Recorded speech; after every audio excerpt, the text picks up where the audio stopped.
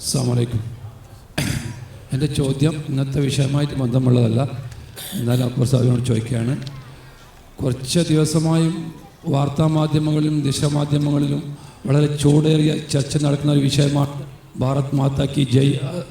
പറയാതെ മുസ്ലിം ഇന്ത്യയിൽ നിൽക്കാൻ പാടില്ല, അതേപോലെ വന്ദേ മാത്രം പറയാതെ ആൾക്കാർ ഇന്ത്യയിൽ നിൽക്കാൻ പാടില്ലെന്ന് BJP രാഷ്ട്രീയ സ്വയംസേവാ സംഘത്തിൻ്റെ ആൾക്കാരുടെ വളരെ ചൂടേറിയ ചർച്ച നടക്കുന്നതാണ്.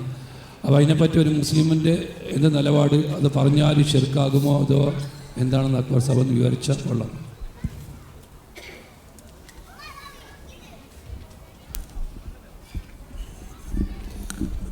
ഭാരത് മാതാ കി ജയ്, വന്ദേ മാതരം ഇതെല്ലാം ഷിർക്കാകുമോ, ഇത് എന്താണ് മുസ്ലിമിൻ്റെ നിലപാട് എന്നുള്ളതാണ് പുതിയ സാഹചര്യങ്ങളിൽ ബഹുമാന മുസാഹിബിൻ്റെ ചോദ്യം. യഥാർത്ഥത്തിൽ ഒരാൾ ഭാരത് മാതാ കി ജയ് എന്ന് പറഞ്ഞതുകൊണ്ട് അയാൾ ഷിർക്ക് ചെയ്തു എന്ന് പറയാൻ പറ്റും എന്ന് ആരും പറഞ്ഞിട്ടില്ല. വന്ദേ മാതരം ആ പാട്ട് വെറുതെ പാടിയത് കൊണ്ട് ഷിർക്കാവുമെന്നും നമ്മളെ അഭിപ്രായമില്ല. എന്നാൽ അത് അതിൻ്റെ സാഹചര്യവും സന്ദർഭവും അനുസരിച്ച് അത് ഉപയോഗപ്പെടുത്തിയത് ഷിർക്കിനാണ് എന്നതുകൊണ്ടും ആ പദങ്ങൾക്ക് പിന്നിലുള്ള അർത്ഥങ്ങൾ ആ രൂപത്തിലുള്ള തലങ്ങൾ വരുന്നു എന്നതുകൊണ്ടുമാണ് അത് എതിർക്കപ്പെടുന്നത്.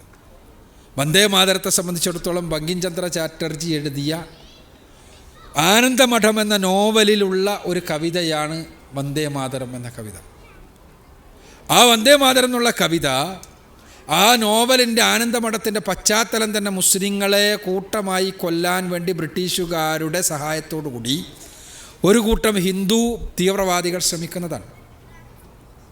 അങ്ങനെ ആ ശ്രമത്തിൻ്റെ ഇടയിലാണ് ഈ കാളി മാതാവിനെ, കാളി ദേവിയെ പൂജിച്ചുകൊണ്ട് പാടുന്ന പാട്ടാണ് വന്ദേ മാതരം എന്ന പാട്ട്. അതുകൊണ്ടാണ് അത് മുസ്ലിങ്ങൾ ആദ്യ കാലഘട്ടം മുതൽ എതിർത്തു പോന്നിട്ടുള്ളത് ദേശീയ ഗാനമാക്കാനല്ല.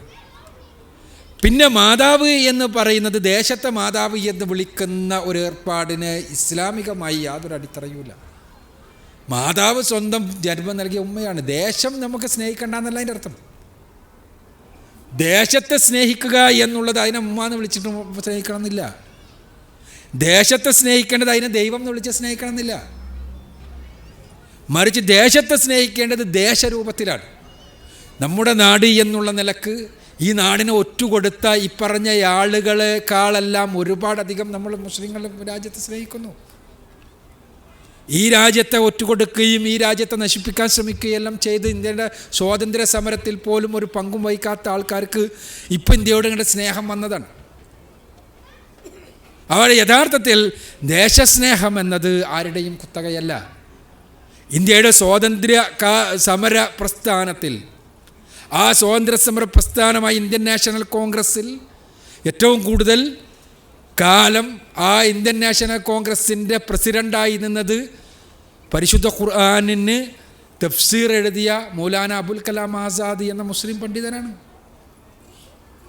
അതിനർത്ഥം എന്താണ്? ഇന്ത്യയുടെ സ്വാതന്ത്ര്യത്തിന് വേണ്ടി മുസ്ലിങ്ങൾ പാടുപെട്ടിട്ടുണ്ട് എന്നാണ്.